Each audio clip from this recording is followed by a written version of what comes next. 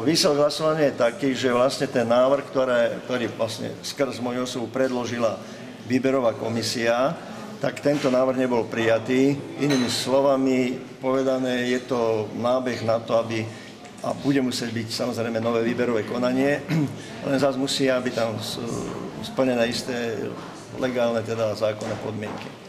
Bola som členkou výberovej komisie na riaditeľa tohoto divadla. Priznám sa, že bol to veľmi ťažký kolotoč, viacmesačný, veľmi veľa ľudí ma atakovalo z tohoto prostredia a teda mali rôzne návrhy.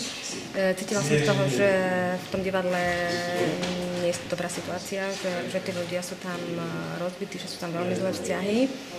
Ale môžem zodpovedne povedať, že ten výber pána Valkoviča bol najlepší z tých kandidátov, ktorí sa prihlásili. Vlastne podľa hlasovania aj sa priznám, že som nehlasovala, pretože keď som raz v komisii schválila najlepšieho kandidáta, tak sa mi to nezdalo vhodné, aby som teraz zahlasovala za nové výberové konanie. Budem ako zastupiteľstvo hlasovalo.